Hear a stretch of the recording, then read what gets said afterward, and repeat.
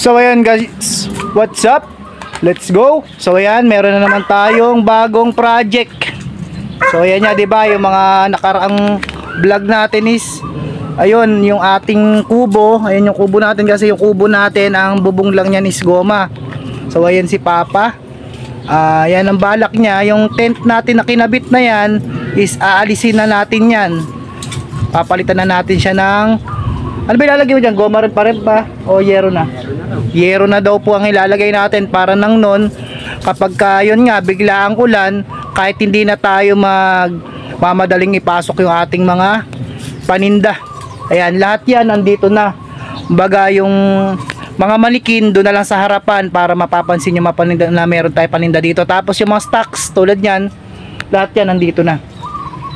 Baga yung mga customers natin, dito na papasok na sila dyan. Ayan, isang diretso na yan guys, hanggang dito. Ayan, hanggang dito. Ilagay na si Papa dyan. Tapos ito, balak niya is ito, dudugtungan niya ng tubo na, para welding na lang, mas madali niyang ilagay yung yero. Bali yung yun, 4 na poste yun, gawin niya pati sa harapan. So ang magiging taas niya is hindi naman ganyan kataas sa tulad ng tuktok ng tent. Mga kalahati lang yan, saktuan lang. Kasi pag masyado mataas, pag umanggi yan, pak, sa pool na naman tayo dun. So ayan, start na si Papa mag lagay ng tubo, pamostihan niya. Ayan, unti-unti naman medyo nagkakaroon ng proseso yung tindahan natin, nagiging mas maayos na siya.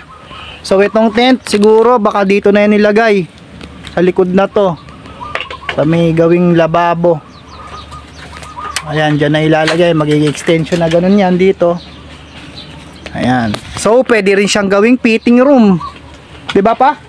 Pwede rin fitting room yun, yung tent natin yan, pwede na siyang gawing fitting room. So ayan, di ba niya kung ano nang mangyayari, basta ang importante malagay na muna yung bubong, tsaka na natin pagplanuhan yung mga susunod na gagawin natin. Pero para sa akin mas maganda yung fitting room guys. Ayan, tapos pwede na tayo dito mag live or ano, para maganda yung ambience guys, mas maliwalas. Tsaka dito presko guys, yan tulad yung nasa punuan tayo. Kaso ngayon guys, medyo ayan, taglagas ngayon yung Kamatsil dami tayong walisin at ayan, higad guys, higad is real. So yo, let's go, samahan nyo kaming kumpunihin itong ating tindahan. Let's go. Zup. Bali yan guys, no, dinito na natin kasi medyo hapon na nun, kaya kinaumagahan na ni Papa nilagay ng poste yung likod. Yan, talagang titibayan niya kasi alam niya pagdating ng tag-ulan o umuulan, malakas yung hangin dito, malakas yung hampas ng hangin dito sa likod. Kaya yan, nilagay niya ng mga brace at saka dinodouble weld niya.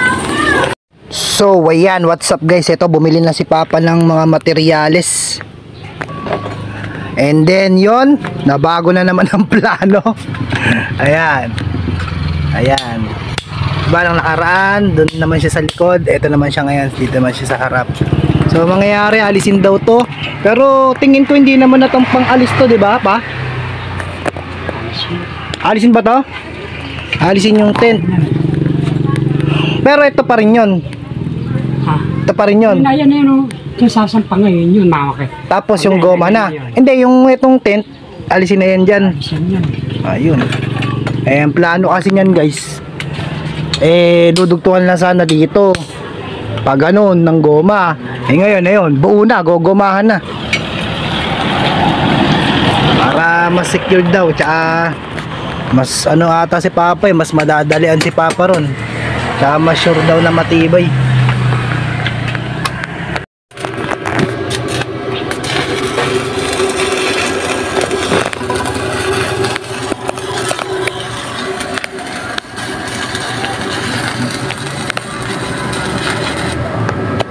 At ayan na nga guys, binubutas niya ng isang poste para may lumabas na bakal, at doon niya pagagapangin yung isang tubo para doon sa 4 na poste.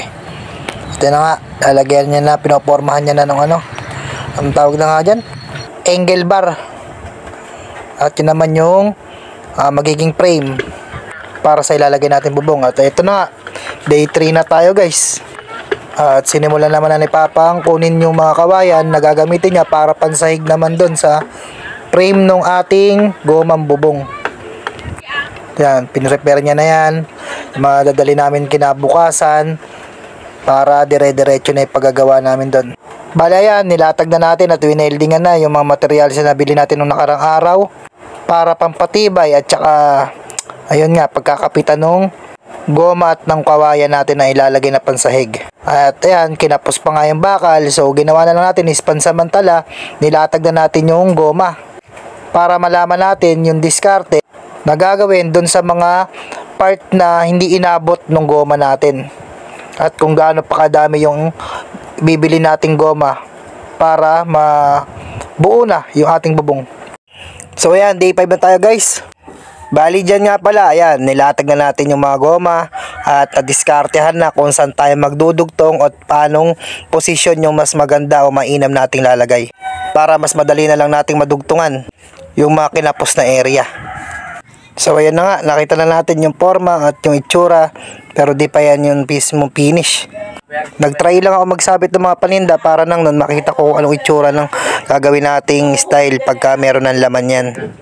At dyan nga guys, nagsarado na kami at yan na yung pinaka final nya. Ayun ang itsura, ang ganda guys, ang ganda ng pagkakayari namin ni Papa dyan. Kaya sobrang excited na ako kinabukasan yan para ayusan, lagyan ng kurtina para lang nun diretso na rin makapagtinda na tayo. So ayan guys, day 6 na no. At ayan, pinaganda na natin, kinurtinahan na natin para magmukha siyang maaliwalas tignan sa loob. Kaya para nakakainganyo silang pumunta at mamili. Bali natapos tayo dyan is after lunch na. Kaya yun, mga alas 2 na tayo nakapag-open. At nakapag-try maglagay ng mga paninda sa loob para makita natin kung ano itsura niya. Kung okay ba talaga siya or kaya-aya siyang tingnan, di ba? Kung presentable siyang tingnan. Kung magkakaroon ba ng lingon factor, ganun yung mga mamimili. Ayan, day 7 na guys, no? So, yan nga. Medyo matagal yung proseso ng paggagawa ng ating renovation dito sa ating tindahan. Kasi nga si Papa ay mag-isa lang na gumagawa dito. Ako abot-abot lang naman. So, ito na yung final talaga na forma ng ating tindahan. So yan, mapapansin nyo may mga part na wala pang bubong, tulad nun, di pa nalalagyan kasi ipon pa tayo ulit ng mga materyales pambili dyan. So yan, nalagyan na rin ni Papa ng ilaw at gumandan lalo nung nalagyan na natin ng ilaw. Kaya sobrang happy ng ating tindero. Para yan sa mga customer natin na madalas dito pumupunta para mapamili sila ng maayos at nang di na sila nauntog sa bubong nating napakababa. Maraming salamat guys. Kita-kits dito, bili na rin kayo, bigyan ko kayo naman ng gandang discount. Thank you for watching.